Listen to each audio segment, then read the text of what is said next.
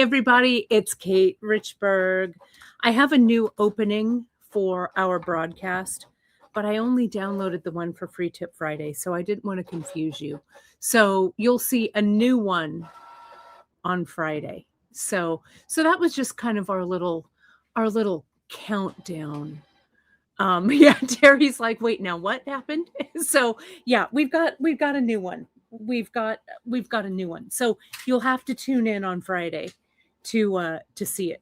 And I thought I'd make a fresh one, but I realized that I hadn't downloaded and uploaded. I had to make an adjustment to it. So anywho, that's what happened with that. So that was some nice calming music to get us started. I hope everybody's doing well. That did nothing for my glasses. Let me keep scrolling and see how everybody's doing. It's good to see everybody here. Today, we're going to have a fun time today. I'll tell you what. We're going to work on on a looming project that I have to show you. And we're going to continue with this looming on Friday with a little bit of a different project. Let's see if I can get these glasses clear, shall we? So yes, let's get started. There we go. That's not too bad anyway. So let's get this going. Let me add this here and let me show you what I've got. Yeah, Terry, I don't think any Billy Idol music is IP free, but you never know. Maybe I can call him and say yeah, or maybe Miranda can just sing. That could be it too. But yeah, so but I think you folks will like it. You'll just have to wait till Friday for the new opening, and then I'll have the new live opening next week. So you can see on the board, first of all, I also wanted to say good job everybody who posted their finished looming practice projects. Really great job. Really stoked that you did those. I hope you had fun with it. Well, and I'm going to continue this this looming journey. Oh, Carolyn, thank you. That's really very kind. I'm hydrating and walking. Though right now, some of you might have seen on my socials, I'm a little under the weather with this arthritic foot thing, but I am back on the straight and narrow and should be back to my walking and stuff, maybe even tomorrow. So I'm hoping. But it's rough not to be able to go for your walks and do your things. So, but yeah, I'm on the mend for sure. So thank you for all of that. And yes, Deb, I do. I have a portrait in my basement. Or in my attic, wherever the portrait is supposed to go. Terry, I love this. Terry says she's 3/4 of the way done. She ran out of thread and had to tie off. You're using one of the D-stash tubes. That's awesome. I cannot wait to see how it looks. Yeah. Oh, and thanks, Margaret. Yeah, everything was cleared. I went to the doctor yesterday. She took an x-ray of my foot and I had some blood tests to make sure everything was good. And everything's good. It's just an arthritic gout flare-up. Yahoo. Hooray for getting old. But I'm good. I was icing, elevating. I'll be back in no time. So cheers to that. Hydrate. And no gin for a while. Right. So yeah, but I'm all good. Oh, and Deb, I'm glad you like those D-stash tubes. More of that stuff will be coming as well. Yeah, no cheese, no oysters. Yeah, no nothing. Clean living for a little while, but I'm trying to do clean living anyway. Because, got to keep the skin going. Anyway, enough health talk. Welcome to Health Talk with Kate Richburg. Now let's get to the beading portion of our show. So let me show you here what I've got with this one. First of all, before I went any further, though, I did want to let you know we had a few extras of the 6mm Druck mix that were from the Juliet wrap, as well as extras of that collarette button. So I put them up in our Just In. So if you got that kit, or you were like, oh, I wish I got the kit, or I really like the Drucks in that kit, we only had extras from Juliet, not from the Romeo. So it was the pink, kind of pink, amber, kind of terracotta colorway. So they're at the very, very top of the Just In, along with that button. Though I think the button maybe will keep. It just depends on how it sells. But for now, they're in. You can grab them. But speaking of mixes, as you saw in the newsletter this morning, we launched, or yesterday morning actually, we launched a bunch of new 3mm fire polish, and I'm really excited. You folks loved the fire polish mix that I did. It was that stained glass mix or whatever, and I used it in this. I thought I'd wear this earring. Let me get a close-up of this. We did this one with the stained glass mix. Remember, I had that cute little mix in those tiny little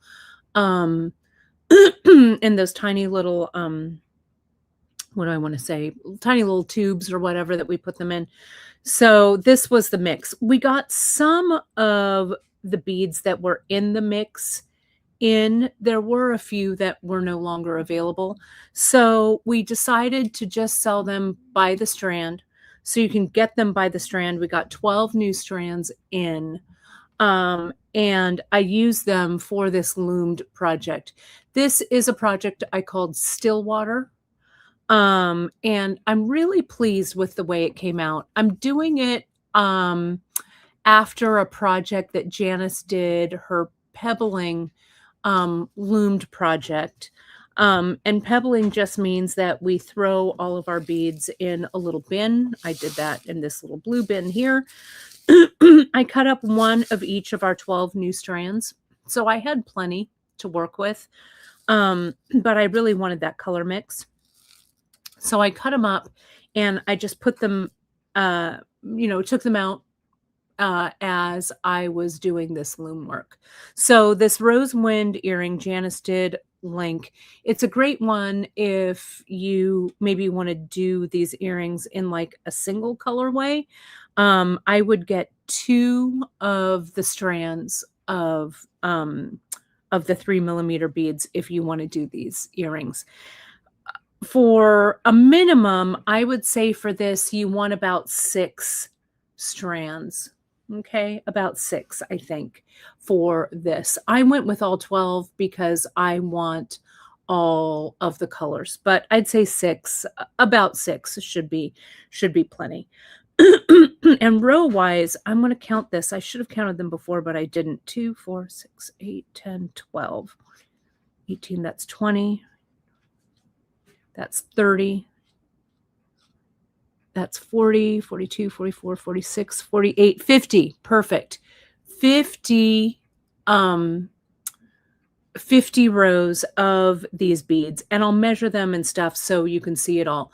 Anissa is asking a tutorial on setting up the board without a loom. Anissa, it's super easy. I actually did that on Friday, on the Free Tip Friday.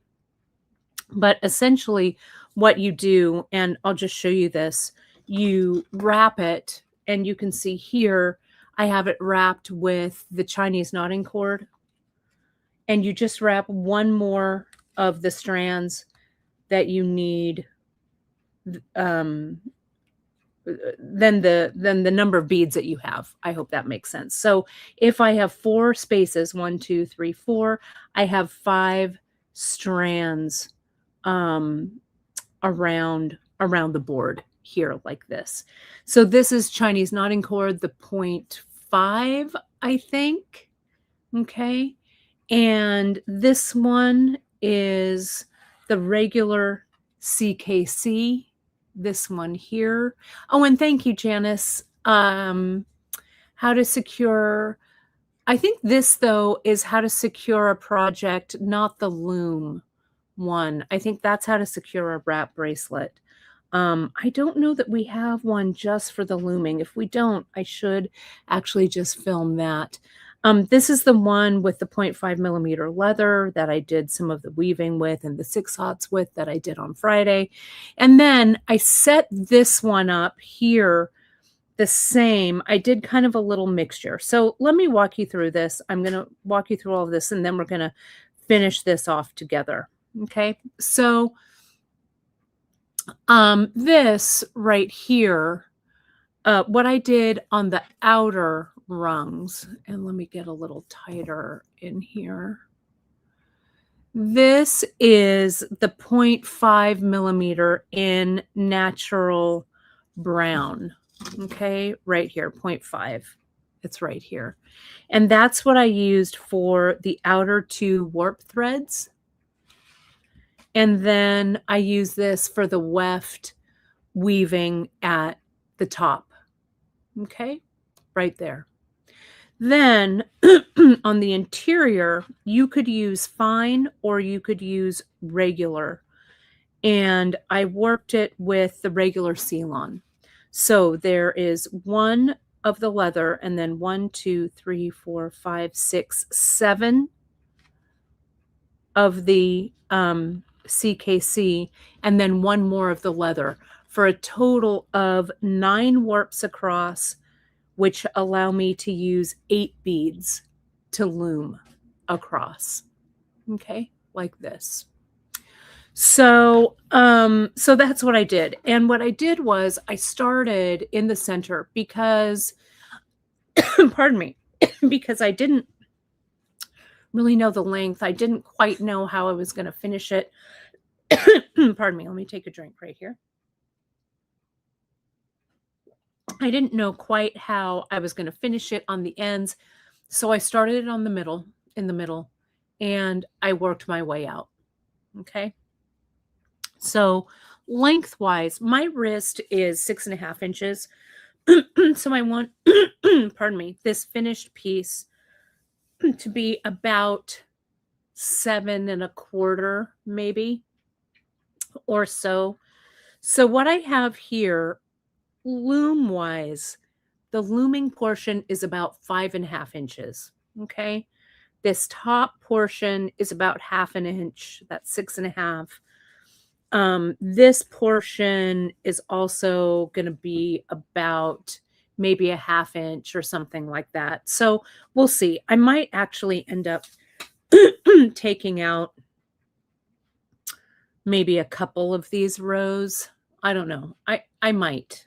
Let me, I'm going to put in a row so you can see me do it. And then I think I'm actually going to omit a row or two. Really good question from Jermaine. 1 continuous piece of Ceylon and 2 separate pieces of leather. That's exactly right. So let me show you on the back how I warped this board. And just to clarify, this is our deep dish tray. Okay. Our deep dish is great to set up all the looming. And you can see I'm going to move these projects kind of back into the fore when we do this again on Friday. But the cool thing about this is, remember how on Friday I had all of these wrapped and they were across the board. All I did was I scooted them down to this side of the board, the left side of the board, and then I was able to warp my new project on here. So if I turn this over, you can see on the back, I wrapped my first piece of leather right here. And then I tied it off. Okay. Number 1. Then I continuously wrapped the 1, 2, 3, 4, 5, 6, 7 pieces, or the 7 wraps of the Ceylon. It was a continuous wrap, and it's knotted right here. And then I went in and I wrapped my final piece of 0.5. And remember to really, before you use the 0.5, just string it along through your fingers to make sure that it's nice and sturdy. The 0.5, just by virtue of being a skinny piece of leather, can have some, some weakness in it. So I just kind of did it like this to make sure it was tight enough. And so then we were good to go. Okay. So let me flip this over. So here we are. Let me show you. I'm actually going to add one more row into this looming. And then I'm actually going to take 3 of these rows out because I want to have room to do some of this kind of ending here with the woven leather. But let me show you this first, even though you saw me do it on Friday. So I'm going to turn this around because I'm looming here. I'm doing the weaving portion from the left over to the right. Now I very carefully put my needle aside so I wouldn't lose it. Here it is. Okay, so I am doing the weft threads that go from the left to the right. I'm doing those weft threads with KO. So like I said in this project description, you can use whatever you want for the warp. This could be Chinese knotting cord out here. This could be all Ceylon. This could be all Chinese knotting cord. It could be all leather, whatever you like. I chose to use leather on the outside and the Ceylon on the interior because I wanted it to have just some softness to it. And I thought that this wide, all leather, it might be a little stiff. You can see this one I did with the 4 bead across that I did on Friday. It is all leather. And I've been weaving using the regular Ceylon here. And I've been using these 6/0, which are large enough to fit on this leather, as well as to fit on this regular Ceylon. So we'll see how this one evolves as well. We're going to revisit these again on Friday. But let me go ahead. I've come up here and I flipped the board around when I kind of wove to this side, and I thought, well, that's probably enough. So I flipped the board around and then I wove up top because again, I started in the center. Now for pebbling, this is a term that Janice came up with. And essentially that means dump all of your beads into a little bowl and just take them out and string them and don't worry about it. That's really what that means. So if I have 8 beads across, I'm just picking up some beads in my fingers. And I'm actually not even worrying if my beads are the same one next to the other, right? I'm just stringing them. So there's 1, 2, 3, 4, 5, 6, 7,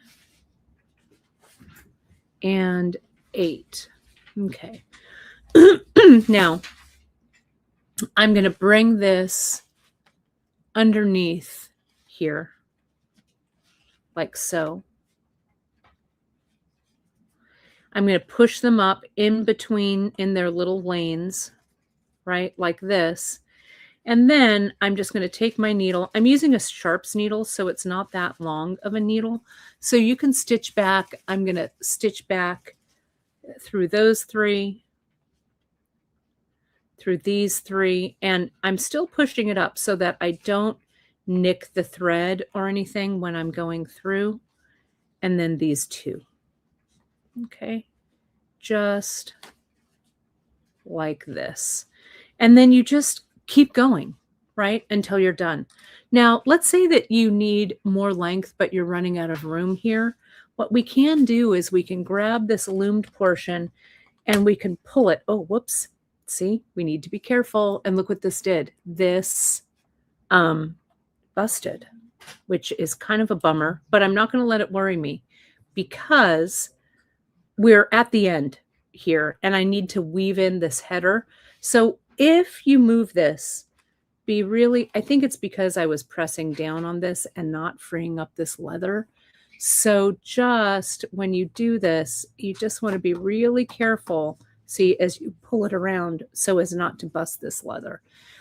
Once it's woven and stuff, I'm not too concerned about this being strong enough because it's reinforced, but you saw this busted, but not the end of the world. I'm not going to let it bother me. And you get to see how I deal with that on a tutorial. So it's a win, I suppose. So I'm going to come in, I'm going to back this out. I'm going to back out 3 rows here.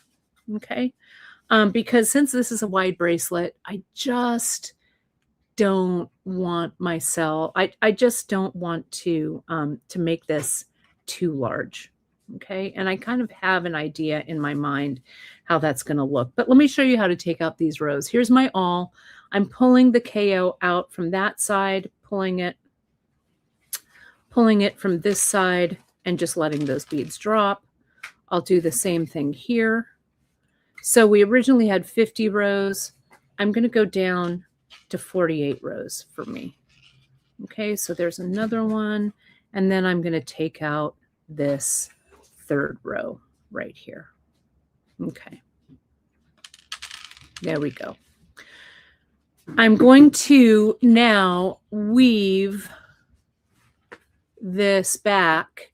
And the needle, so Terry's asking, the needle, do I recommend the tapestry needles are too small for the KO embroidery thread I was using? I'm using this Sharps in a size 10.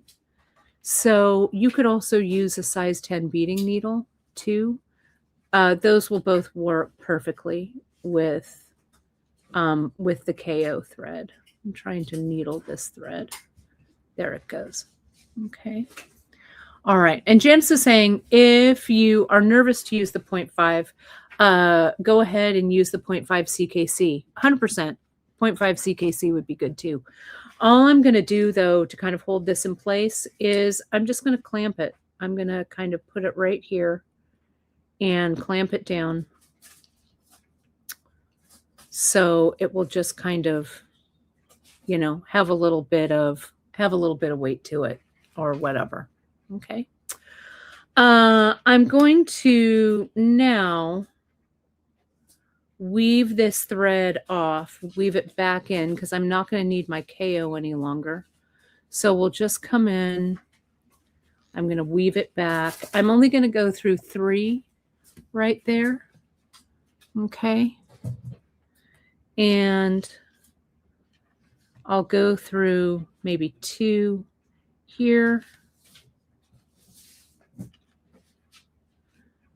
I'll go, because to lock it in, turning the corners is a good way to go. Okay.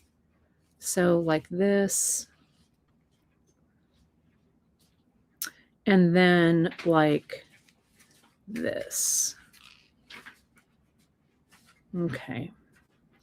Now I'm just going to come in and I'm going to clip this extra away right here. Under tension, clip it down. Okay. Okay. So now let me put this needle kind of over here so I don't lose it. So now what I want to do is I want to make it this. Sorry, I just need to elevate my foot a little bit here and adjust. There we go. Don't start giving me any grief right now. Hang on, I'm adjusting. There we go. That's good. Adjusted. I want to do this weaving that I did up here. I want to do it down here, and I'm going to do it with my 0.5. So I'm just going to come in and let me see if I can get this to be a little tighter on there. I'm actually going to cut a little piece of, I'm going to use some of this ultra suede, I think, on the end, but it'll help me kind of clamp it, hold that clamp, because the one of these threads is kind of skinny, right? And that's kind of thick. So it needs, but yeah, that's being held. So it has some tension. Okay. Not a problem. So now I'm just going to kind of come in and I'm going to do that over under weaving. And again, remember this section doesn't look super great until you have a few rows in. So just hang in there with it. Okay. I'm going to go to about right here. I think this will be plenty.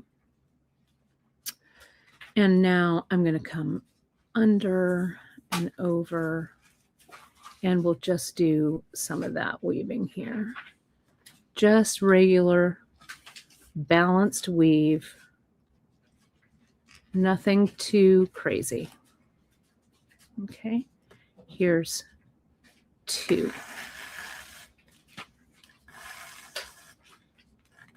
And this again is also where your awl really comes in handy right now. So we're going to pull this down. We're going to pull this. And what I do before I get too tightly woven here, I'm going to finish off the weaving on this side. I'm going to come underneath so it goes onto the bottom. I'm going to go under and under and over and under and over. And this is how I finished off the other one. You'll see it when I turn all this over and under. Okay, now at this point, what I'm going to do, see how that's kind of nice and tight there? I'm going to add my GS Hypo Cement underneath to glue this cord down underneath there. Okay, so I'm going to kind of turn this over. I'm going to move this cord out of the way. I'm going to add some GS right on that rung, kind of across the back, right there. I'm going to turn it back over and I'm going to push all of this business down so it's nice and tight and even.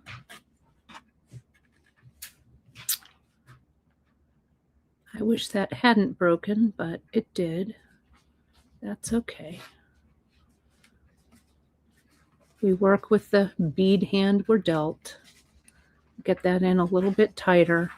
Now I'll get this one in a little bit tighter. And once this GS sets, I'll be able to clip. Whoops, I missed a rung. I missed a warp thread.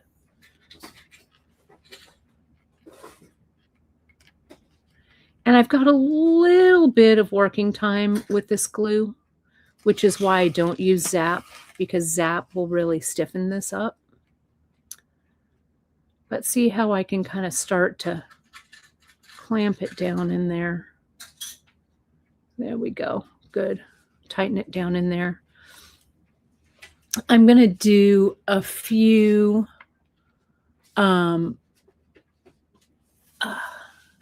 more, sorry. Again, adjusting. A few more weaves here.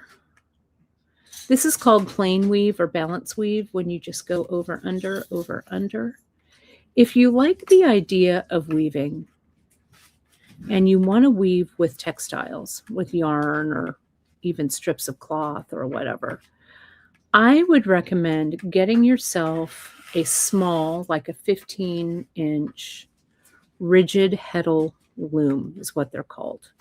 It's a very simplified loom. There's a lot of really good books out there on rigid heddle weaving.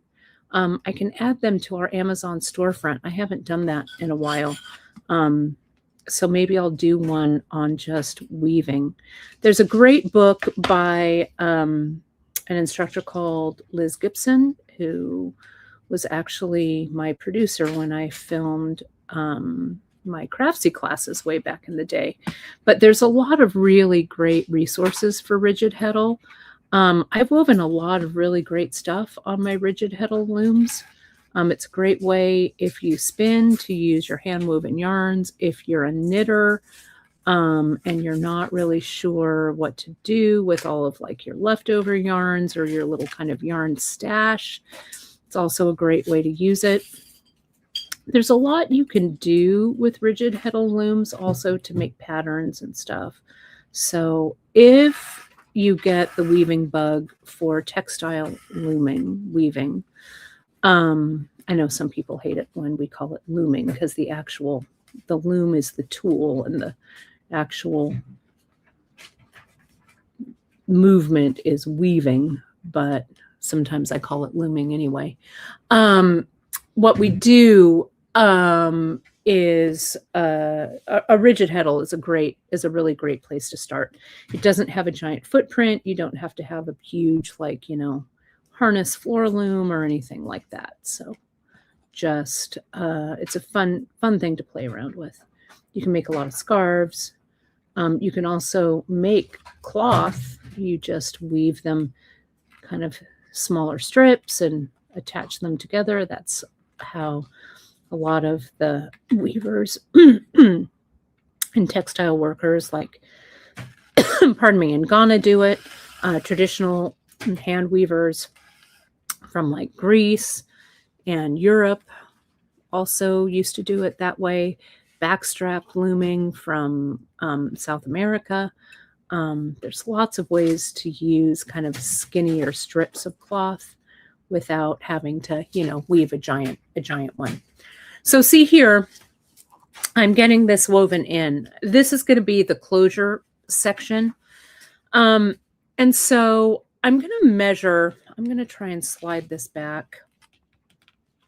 I might be, I'm asking for trouble. I'm actually just going to leave it. I need to do a measurement now because the way I'm closing this up is starting to form in my brain.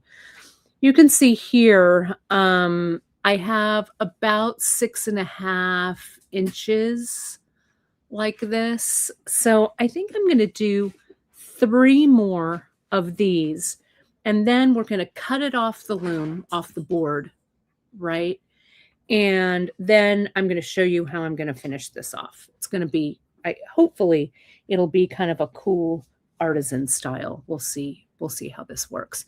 Oh, Deb, thanks for this. Harrisville Designs. What state? Oh, it's in New Hampshire. Offers great workshops on weaving. It's where I learned, and the class was great. It's in New Hampshire.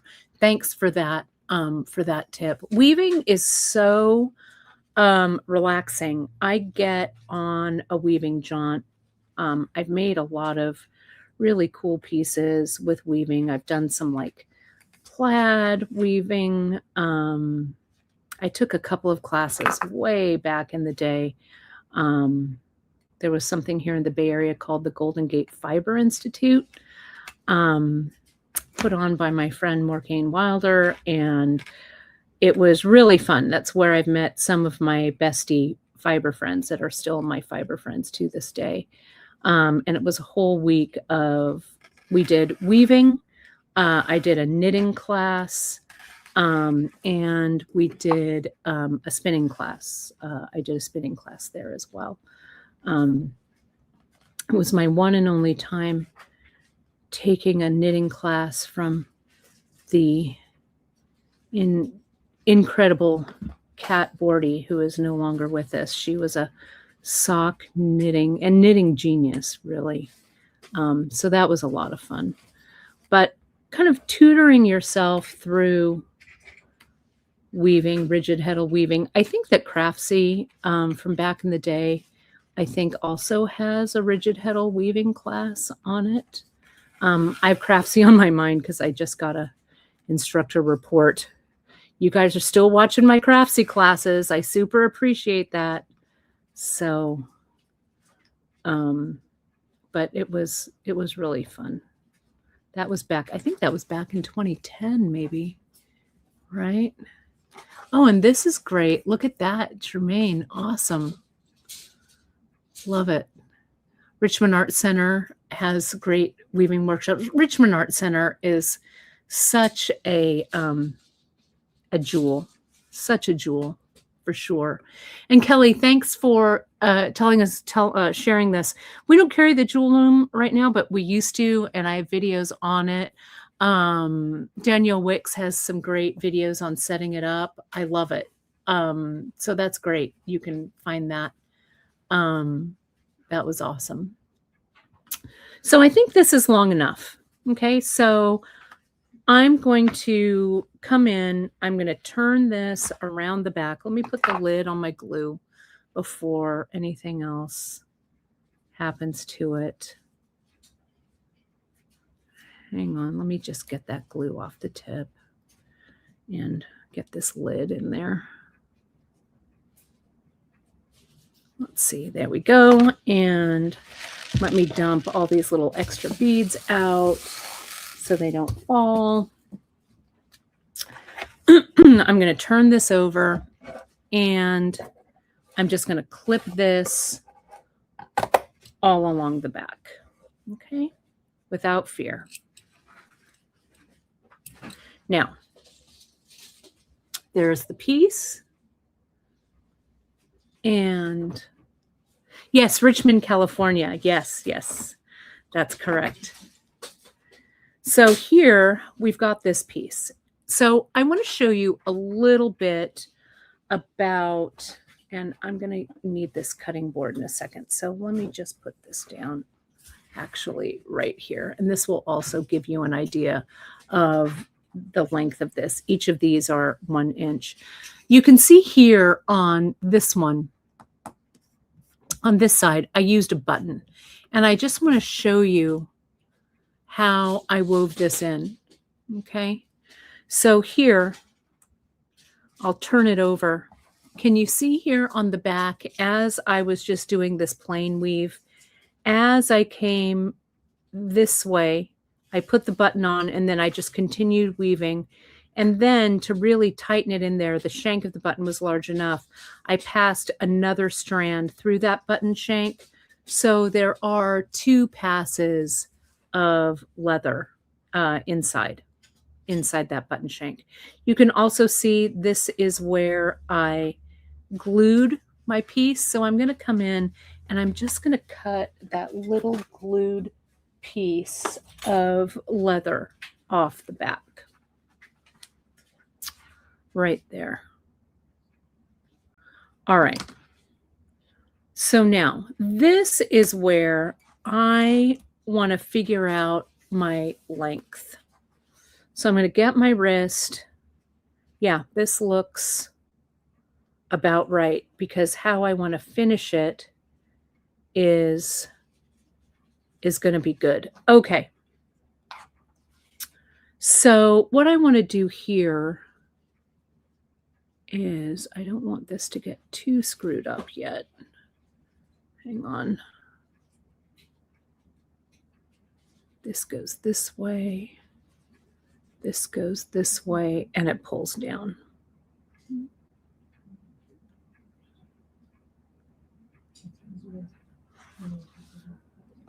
I also think I can get rid of this piece too. I can always add a little more glue back there. All right. I'm going to pull this weaving that I did kind of down. I'm going to pull this one down.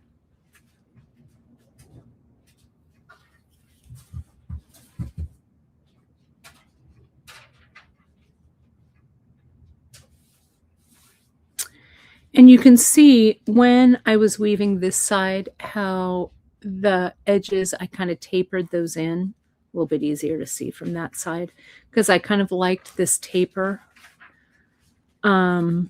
This one, I'm not weaving quite as long, but let me see if I can take up some of this slack. Bear with me here just a second. That one goes there. You don't want to pull it too much.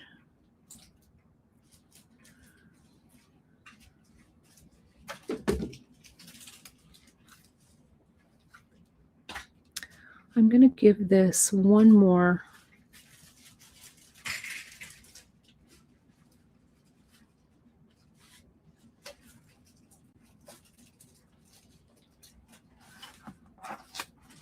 tighten this up. I wanted one more row, but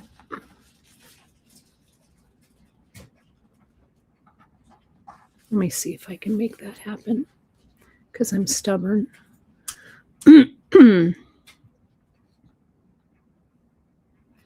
I was a little worried that it was going to be too long, but I forgot that I actually took those rows, those bead rows out. So I'm just going to add a couple of rows here. Just bear with me here for a second.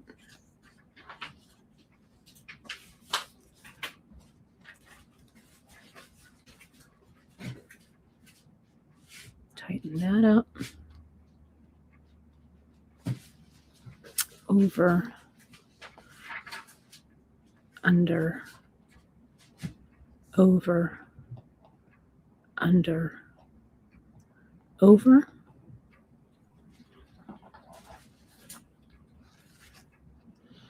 And I'll push that down. Now, what I'm going to do here is I'm going to get a little bit, I want this to be on the back side. Okay. Like this. And Miranda, would you grab me some tape, please? Just, this needs to, thanks. There we go. Let's get those unruly things.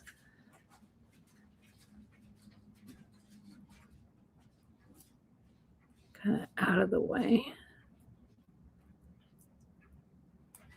And this one out of the way. There we go. That's better.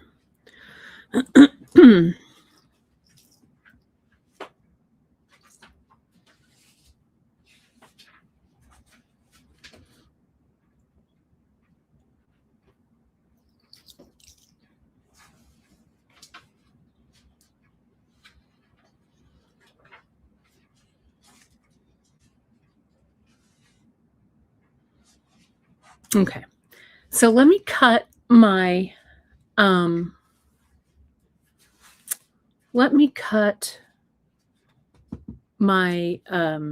ultra suede here.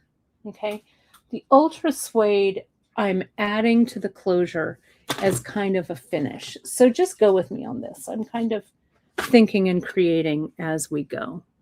So what I want to do here is I'm going to come in, I'm going to cut like a 3/4 inch, whoops, you can't really see that, a 3/4 inch strip.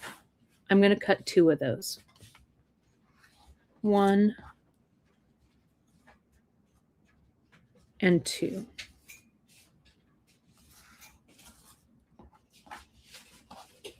Okay. Now, what I'm going to do here, I'm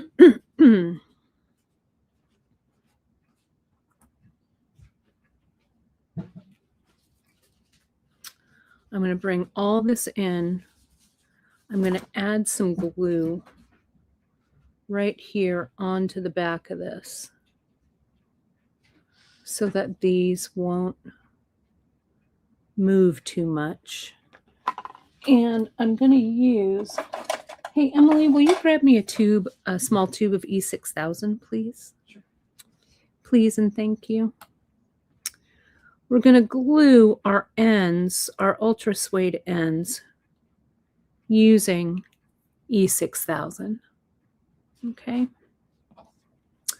So what I'm going to do here is I'm going to glue this down. Perf. Thank you so much. I'm going to get this kind of tight.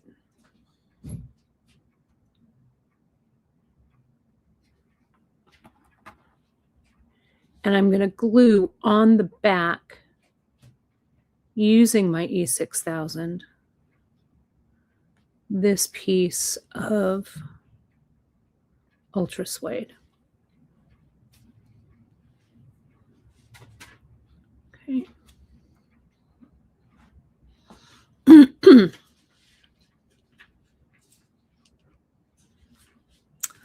going to open this up. Let me get a little baggie.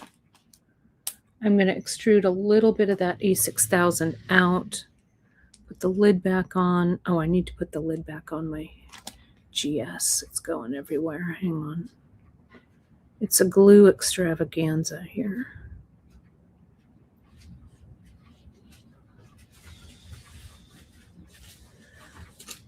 Okay, there we go. All right. Let me get my toothpick here.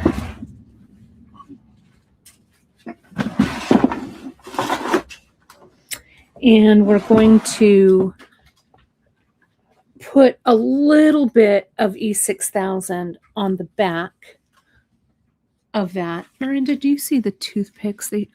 Sorry. Can you hand those to me right there? Sorry, I'm not too mobile. There we go. Yeah, and Janice, I could back the entire sample with ultra suede. Sure, like I did on this one. I have it here somewhere. One I showed last week. I'll find it in a second. I liked it a lot, but I want the flexibility. I want the kind of the sun to shine through it, right? So I'm going to come in, I'm going to get my ultra suede, and I'm going to just put a real thin layer right here. Okay. I'm going to flip this over.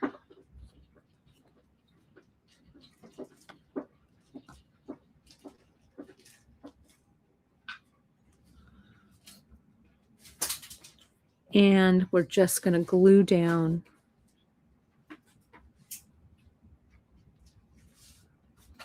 this section right here. Okay. And the one that I wove with is also kind of going to go kind of in the middle right there. Okay. And we're going to kind of tamp those down like that. Now, I'm going to come in and I'm going to cut away this extra thread right here. This extra piece of leather. That's going right there.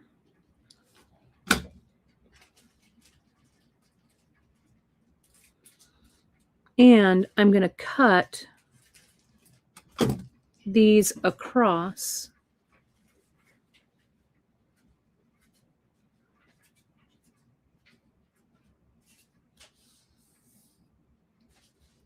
because they're going to get folded into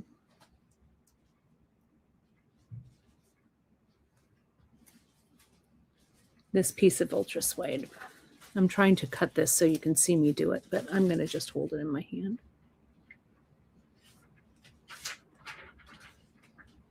Let me just get my... There we go. As Janice likes to say, give it a haircut. Okay. Now I'm going to come in and I'm going to fold over that edge right there. Okay.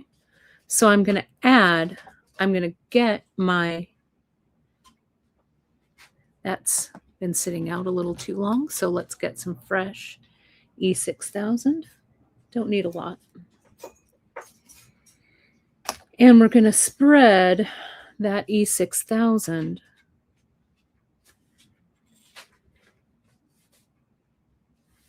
right over the top like this.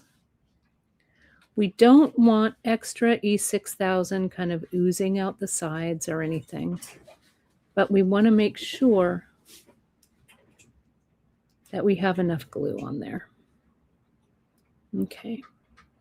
Now let's fold it over.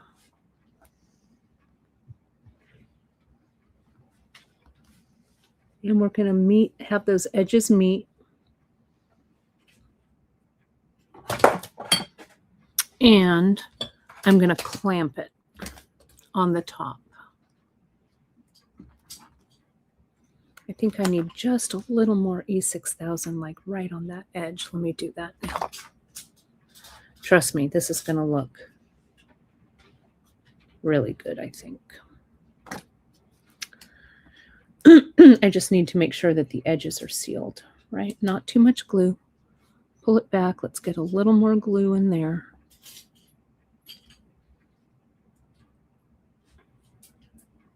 Tamp that down. Keep your fingers clean.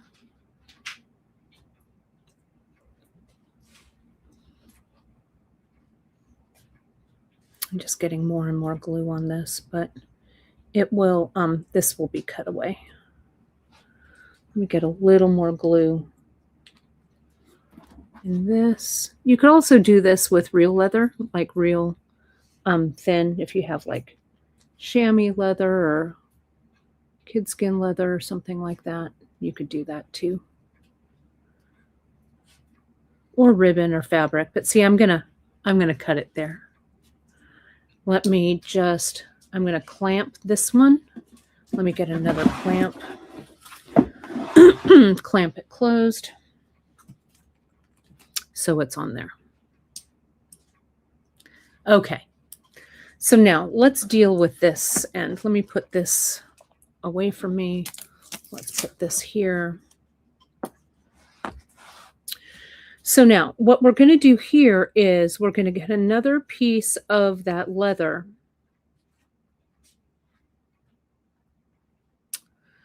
But what I want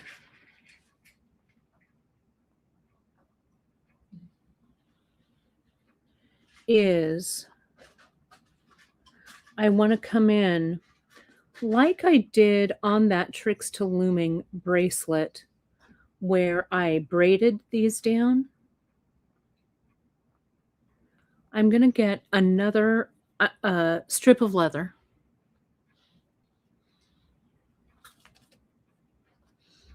Yeah, you could use real leather too. I mean, if you had it, or, you know, whatever you liked. I'm going to cut a 2-inch piece here.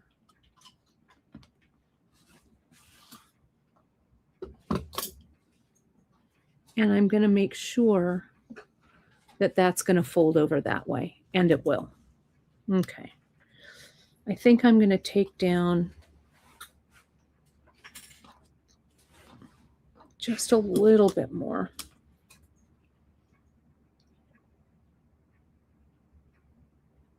Maybe about right there. Because we just need a skinny strip. No, just like leather, like a, not leather cord, but, you know, just like a leather. If you have any scrap leather, I'm just thinking about my leather scraps that I have. That wasn't real straight. So let me get this straight.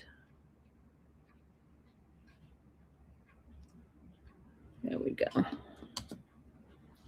So this is 1, 2, 3/8 of an inch or so. And I'm going to come in. I'm going to add a little bit of GS to this to get it to stick, which I should have done before I took it off the board, but I didn't. But I'm going to do it now. Just takes patience.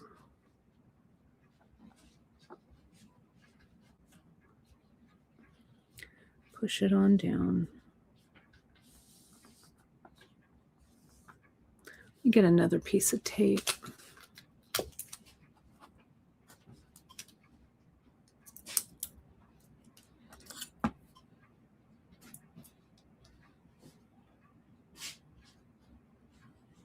use our trusty awl to get everything down where I want it to be.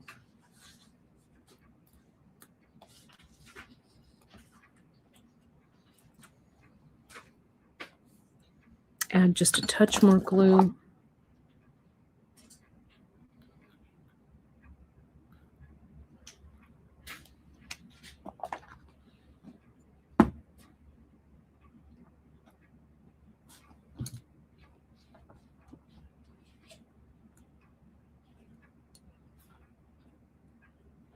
And glue that together. This will also be helped with my with the strip of ultra suede. So let me get that. Let me get a baggie on here because I actually use this for quilting. I know my mom is flinching. Where's my baggie? Here it is. Ooh, that has too much glue. Sorry, Miranda. I need a baggie. Oh, sorry. Please. Please and thank you. Tanks. Let's get that underneath there. There we go. That's better.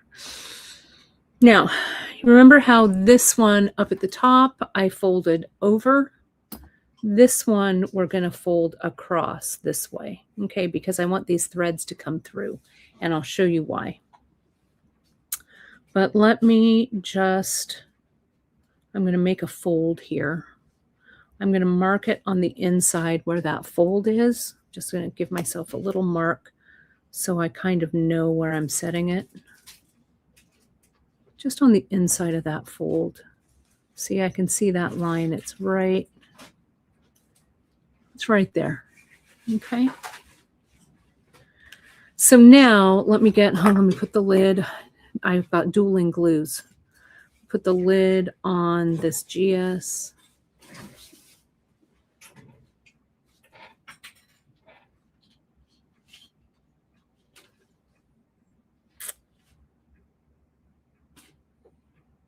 I'm getting there. There we go. Let's get the E6000.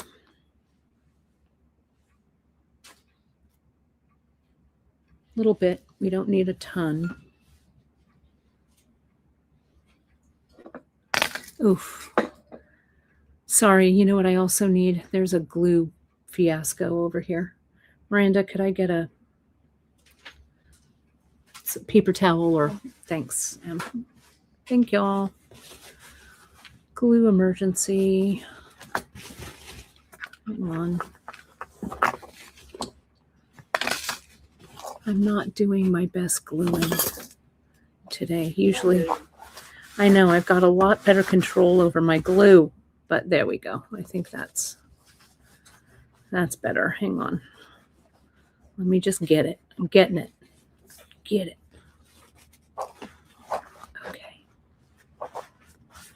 All right. All right. Disaster averted, I think. All right. Let's go ahead and I'm going to, up to where this little line is, I'm going to come in, I'm going to add my E6000. Did I wait too long? Maybe. There's kind of a just like this sweet spot where the glue is kind of setting up so it's not too runny. And then it goes like one tick too far and it's too dry. But I think I caught it in time. So see that? It's a little more like the consistency of rubber cement when you let it just sit for a second. So there's that glue, right? All the way. Now I'm going to come in, I'm going to put this underneath. I'm going to push this down. Maybe I'll set it on the top. Might be easier for me to do it that way. Get a little tension in there. Push this down. Yeah, sorry. I know it's a little... I think I'm getting Emily and Miranda high on E6000. There we go. Push that down. and glue it. And now I'm going to flip it over. And we're going to glue the other side. I'm going to go ahead and cut away. Make sure that looks all right. It needs to be a little further down. So push it down.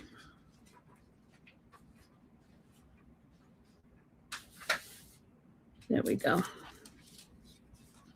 Get rid of this tape. I'm going to cut away this one that I wove with.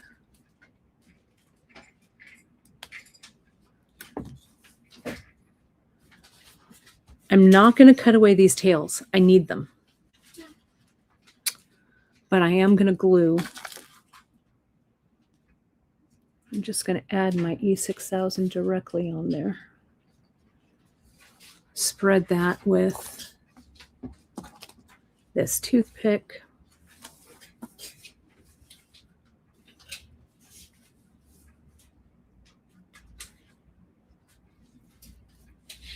I need a little bit more.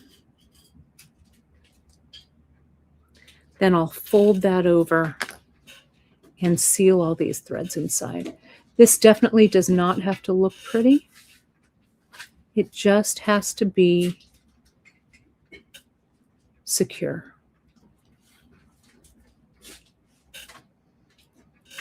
This could also be any kind of textile weaving. You could also do this instead of with the leather. It could have been done with the Ceylon as well, but I got this idea in my head and I wanted to see it to fruition.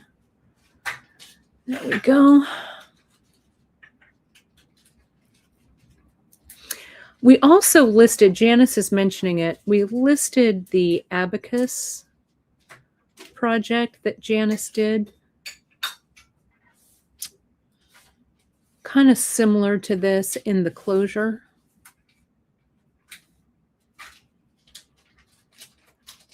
We linked the project notes. It's a really great project note handout that we did for it. So it's linked in the project for this one. And see, I'm going to clip it like right there. But for now, I know you're wondering, Kate, what are you doing with all those threads down there? What I'm going to do is I'm going to pull these threads. And you know what? Had I been thinking, and I wonder if it's too late to do this. Had I been thinking, yeah. Hang on. What I want to do is, instead of having these meet on the side, I want to have them meet in the middle back. So I'm going to do that. This is the front, right, with that button. So see how this goes there? I'm just going to re-smash this down.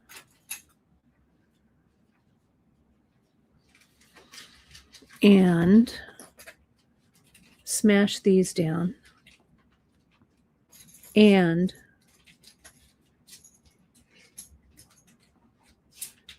smash this down.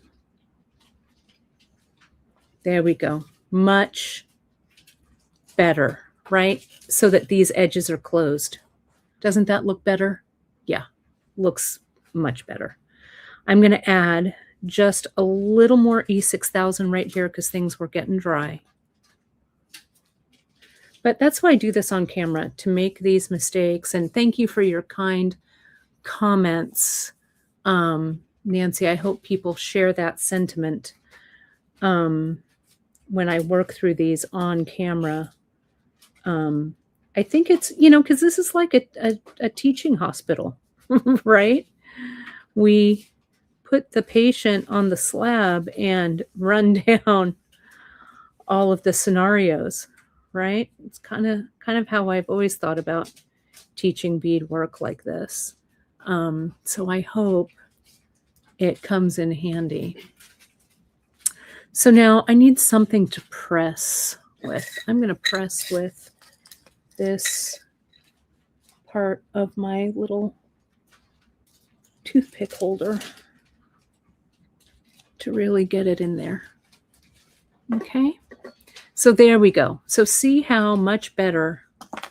See, this has a nice finish fold like this. That looks much cleaner on the front. You can't even tell where that's been overlapped on the back. Okay, so this is where we are so far. Okay, time for a screenshot. Let me screenshot that, actually. I think I screenshot it. Yeah, I did. Okay, so now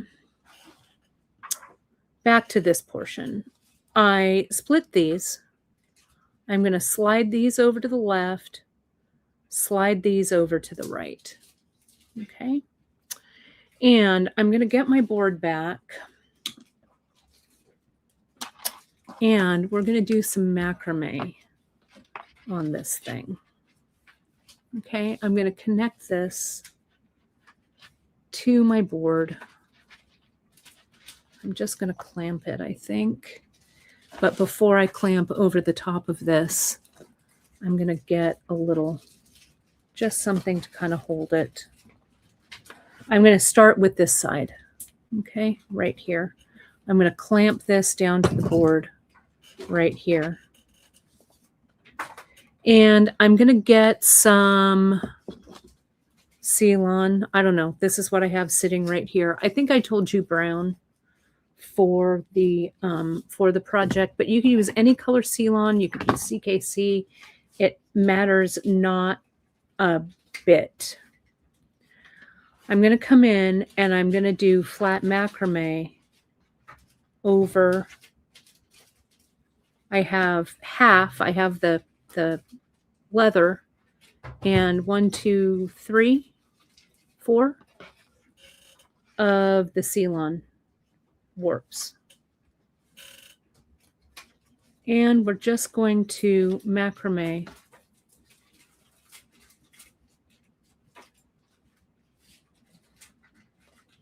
hang on. Got a little glue on my fingers too. Yeah, I have a ton of Ceylon. I cut like, I don't know, 1.5 yards or something. I've got a bunch of it. Let me slide that up. Tighten it down. And then go for it. We're just going to do the flat macrame back and forth.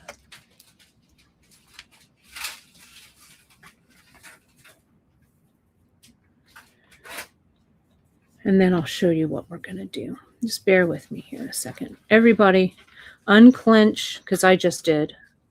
Unclench your jaw and drop your shoulders from around your ears, because I just did that. Let's take some deep breaths that will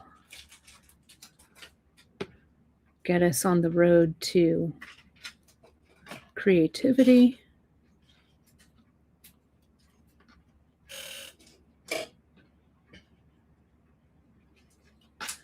Now, so since this is balanced, I'm going to start this one on this side too. Okay, and see how I've got this little shorty? I'm not going to worry about it. I'm just going to macrame this in. So let me clamp. I'm going to clamp this on this side down here. If I can find, I just need one more clamp. I had a bunch here.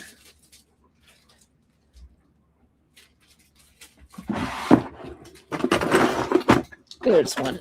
They're just shoved back in the back of my drawer. There we go. And I'm going to just start macrameing this.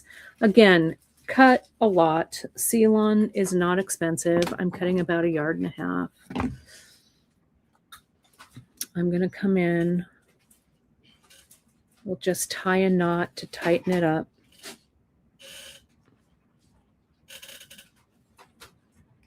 I could also put, like, if I had a small, large hole bead here, I could put that like here if I wanted, but I'm not going to worry about looking for that. But if I had one, I could. Maybe like a maybe like a 6/0, that would look good. 6/0 has a pretty big hole. I don't want the bead to be too big because this closure isn't about the bead. So I don't know, maybe the bead wouldn't work. I'm not going to stop to try it out. It's something that you can test out at home. So let's get these together. You know, equal is what I meant to say in length. And then we're going to do some measuring. Whoops. This leather cord wants to pop out and above. Do you see that? So let's tell it that it can't do that. I think it popped out above back here.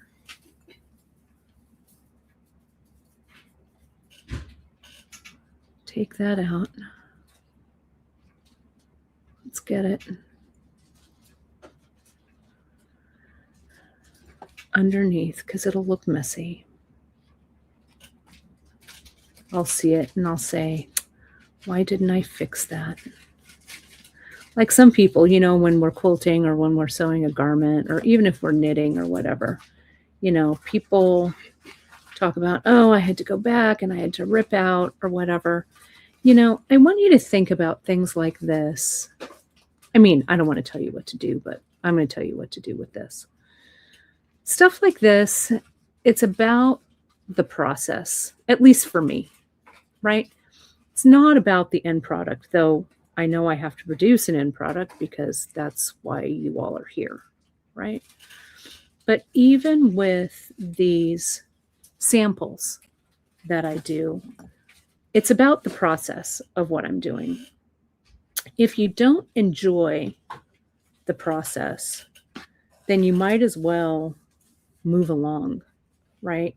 If you're just doing this to get the result, in my opinion, I feel like it doesn't quite have the creative merit that I want it to. I mean, sometimes, of course, I rush through a project. I'm like, oh, I just got to get this done. But if you find yourself becoming a little aggravated or becoming a little tired or like, oh, God, I've got a mile of macrame to do or whatever, or yards of stockinette to knit or, you know, a whole edge of a quilt to bind, just settle your mind in and just enjoy the process of doing it. Because I think that your technique in the long run, what you're producing, will have kind of a better vibe inside it, right? Like my mom is saying right here, try to enjoy the journey. Exactly. I don't know if that's too woo-woo or whatever for you guys, but that's what I wanted to share about this.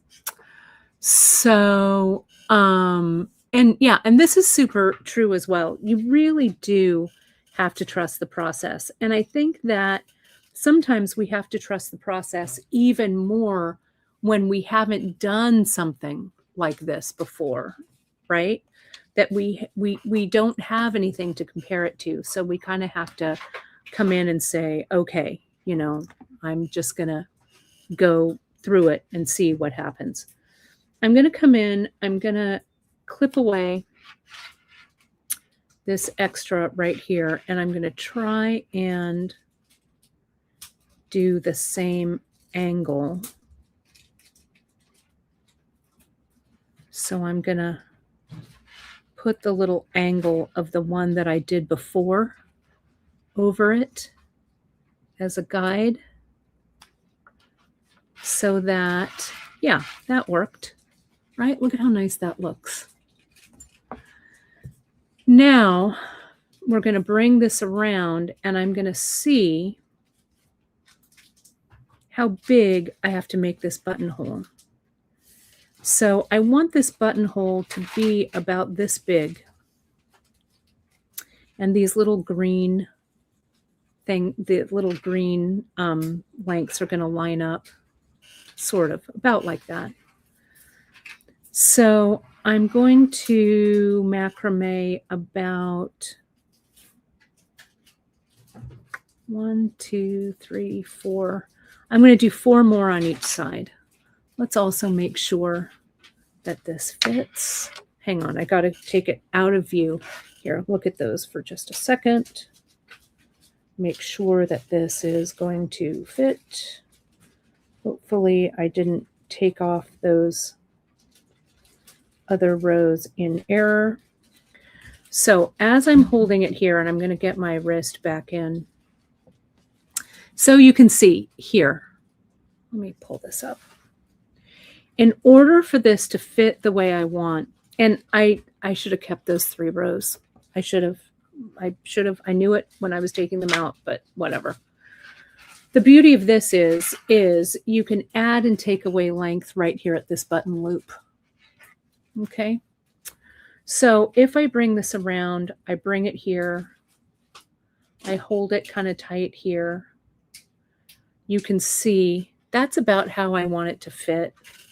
So I'm going to bring them together about right here. So it's not too bad. Maybe I'm not worrying about taking those 3 out because I do like a little bit of air. I do like seeing a little bit of this macrame. So I'm going to macrame 1, 2, 3, 4, 5. I'm going to macrame 5 sets of stitches. And that's it. Okay. So I'm going to come back in. And this gluing looks pretty good. I can add a little more glue afterwards, like right here in the top to kind of really seal that closed. But I think it's looking pretty good, honestly. So let me get this back on this. Yeah, my mom's like, it'll fit me. Yes, it will. And so I know I need 5 more. So I'm just going to come in here with this one. Take that one out to the side. Get rid of that one for the moment. Bring this in. Clamp it down here. I was really going for, in my mind's eye when I did this, I was really going for something that had a real artisan kind of feel to it. This is 2 sets. I mean, you know, we could have done all kinds of closures. We have all kinds of different ways of closing this loomed project. This is 3 sets. But I really like this. I did this one on that Tricks to Looming that I did with the bugles. I did the same closure. Minus the ultra suede. So there's that. That's 5. And yeah, we could definitely stitch. Hillary's asking about this. You can definitely stitch onto this ultra suede 100%. You get a needle in there. You can embroider a little something on there. You know, whatever you liked. Let me come down here and I like the way you're thinking. And let me figure out which cords are the ones I'm tying with. It's these. These are the ones I'm tying over.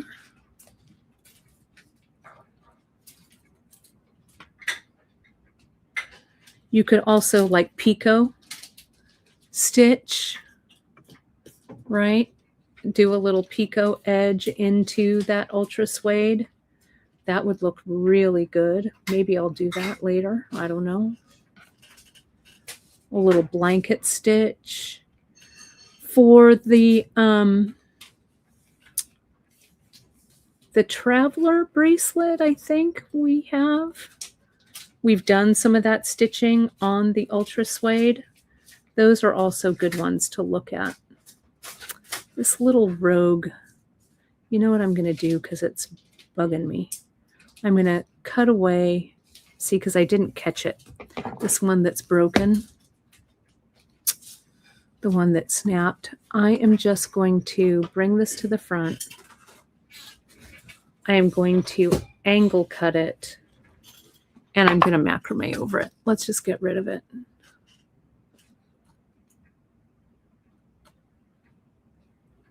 going to do that, and I'm going to angle cut it right there. There we go. Just get that out of the way. Let me just start this again. Okay. All right.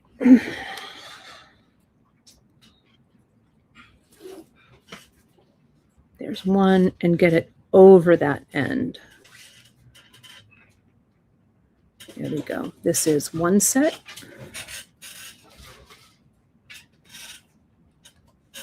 This is 2 sets. Sorry, we're going a little long today, but it feels like these looming tutorials, they just take a little bit longer. They take as long as they take. Here is 3.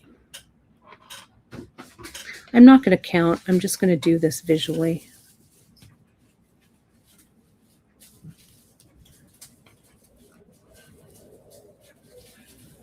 4 and 5, and then I'll hold them up next to each other and see what we've got.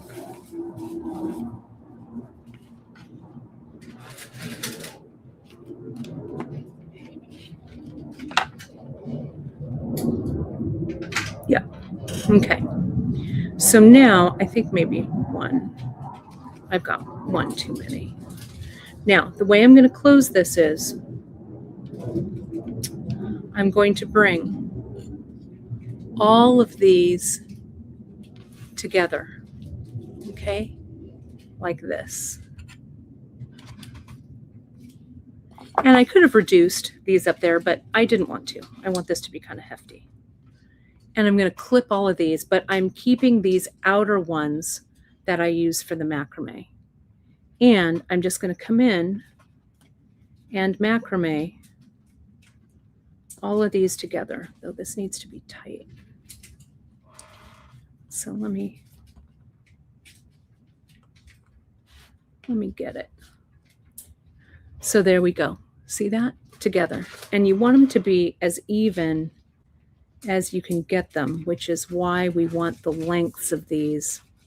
We don't want one kind of going one way and one kind of, going straight. So let me just do this, kind of hold them in my hand for just a minute. It's this first knot that you've got to get right. That's what sets the tone for everything else. So let me get this tight.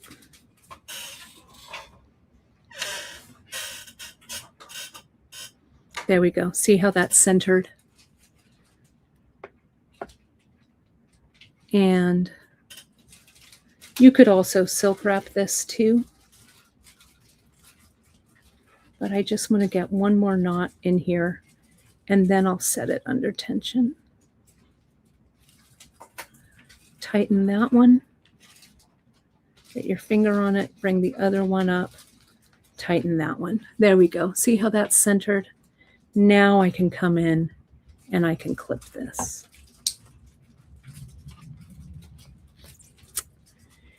And we just want to, I don't know, do this till we feel like it.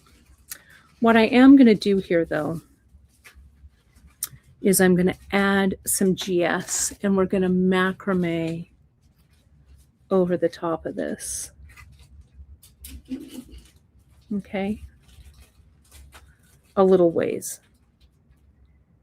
And what I'm going to do before I macrame any further is I'm going to get rid of the leather.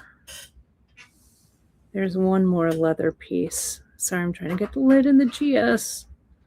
Come on, for the love of Pete. Let's go. Right in there. There we go. Nope.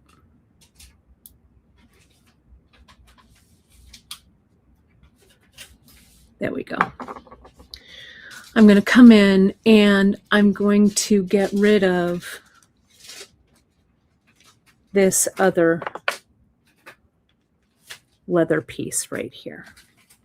Okay, and I'm just going to do that right there.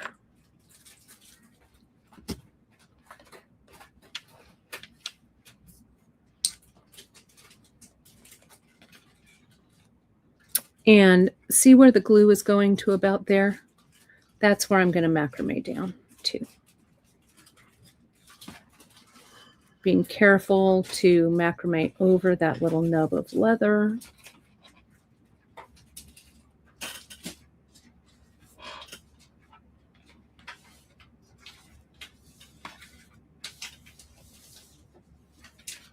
I hope you like these 3mm. These are colors that we're keeping as long as our supplier has them. Sometimes our supplier, you know, they just don't, they can't get the colors or whatever, right? But I really love them. So we'll be hanging on to these for a while. They are great to add to your stash. I'm going to add a little more glue right there. A little more glue right there. You can also use Janice's trick of putting these threads up into the macrame, but I'm going to thread burn those off in a second. I'm going to do one more thing here because I want to see if I like the look. Okay. And I'm just going to kind of cut everything a little long like this. There we go. I'm going to take one of these. I'm going to get my 3mm rounds. Can you see how much glue I have on my fingers? Gross. And I'm just going to tie an overhand knot. I think I deserve a manicure after this, right? I think I can hobble myself down, which I may. Let's get this. Move that down. There we go. I don't want a long beaded fringe, but I feel like I want a beaded fringe on this. How do you feel about it? I feel good about it. That's what I'm telling you. You can do 1 or 2 little beads, and I'm not making this fringe all the same length either. And I'm just tying this through once. Use your awl to kind of walk that knot down so it's kind of in close proximity to the other one, right? And you don't need this fringe to be super long. I really want that to soak in because I want to get rid of these threads real bad, but I'm going to wait until I put a few more beads on here. I'm going to put these on all 8 strands. I mean, why not? If you're going to do a tassel, let's do a tassel that you can really see. Get that all in there. Walk this down to approximately where you think it might be. Grab another one. Doesn't have to be the same 3mm bead that you used, but I think they work pretty nice. You could use a 3mm bead and a little spacer. Pull that knot with the awl where you want it to be. Tighten it. Okay. And let's do this. Oh, thanks, Jermaine. I'm doing okay. There was one broadcast. I don't know if you guys have been watching me a long time. We were at the office before the last office, and we kind of had some drainage issues on the sidewalk and stuff, and it had been raining. And I was coming in. It was a broadcast day, and I fell, and I sprained my ankle. And I did that whole show with ice on my ankle doing the show. And I think then after that I went to get an x-ray, but I'll tell you, it's easy, just sitting down. It's all good. Yeah, this is looking nice. It's a nice little thing, but I'm definitely on the mend. But 2 more.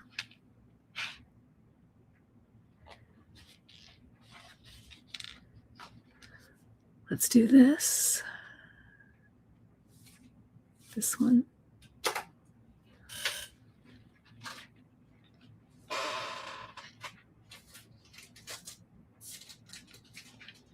And then I know there's one more here. Here it is. That one. Then we're going to thread burn all this away.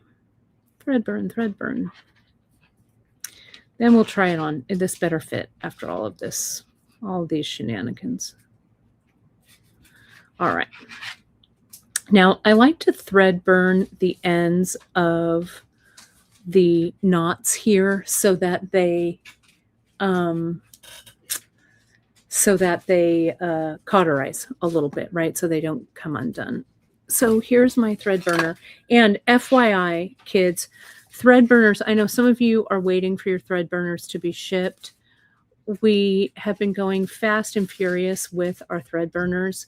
So everything, if you haven't gotten a shipping notification that your order with the thread burner has shipped, you will get it by tomorrow or the day after.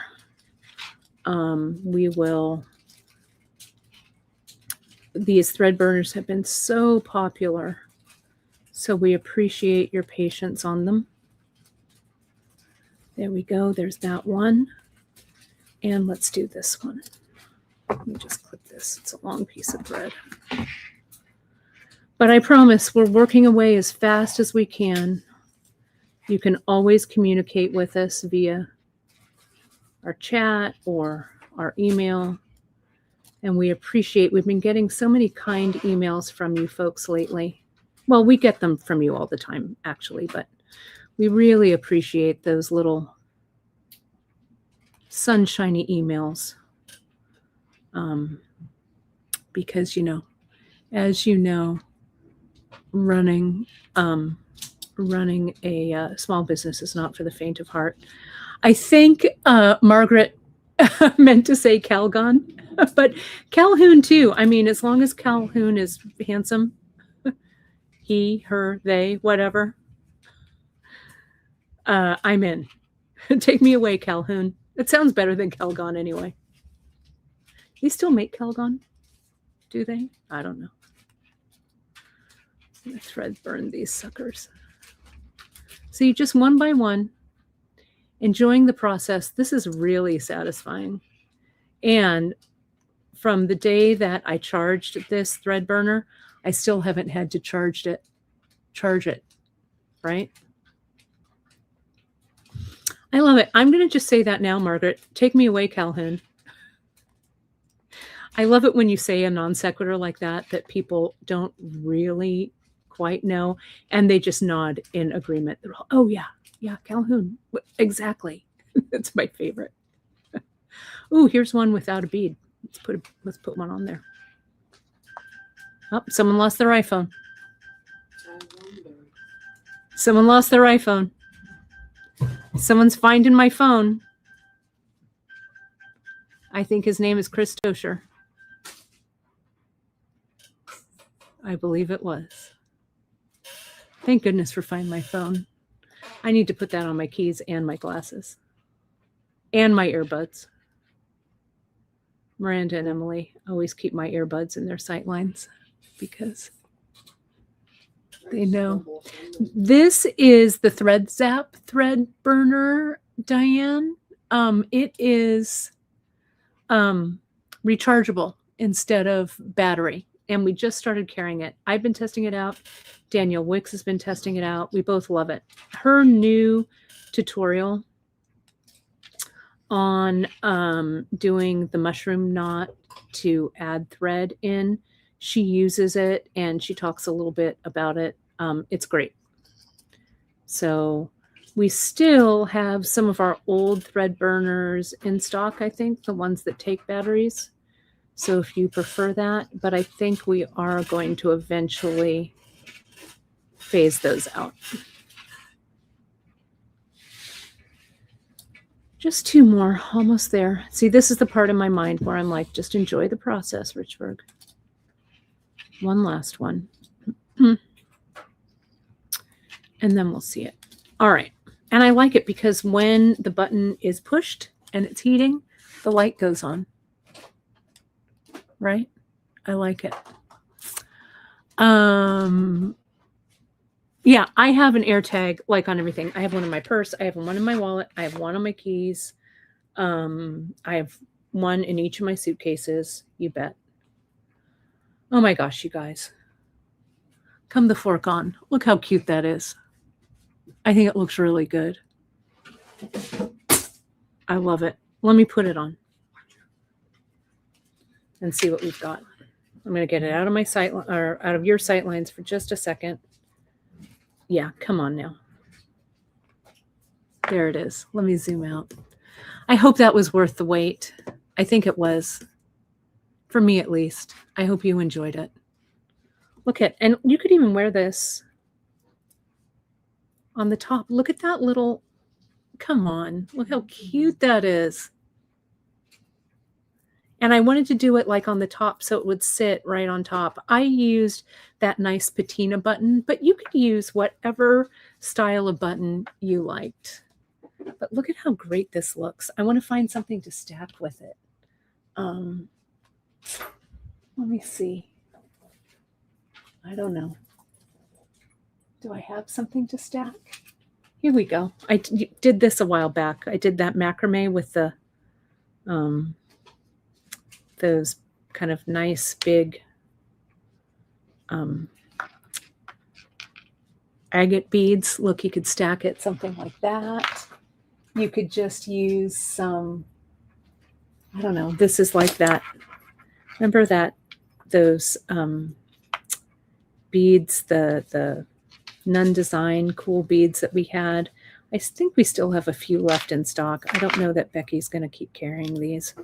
But anything, you can stack these with like anything that you like. Look at this Bollywood one. Slap that on there and stack it. Right? There we go. This is a nice stack, if I do say so myself. Just keep all of your stuff kind of to the side and just put them on as the moment moves you. But I'm pretty pleased with this. Let's turn this around so you can see this.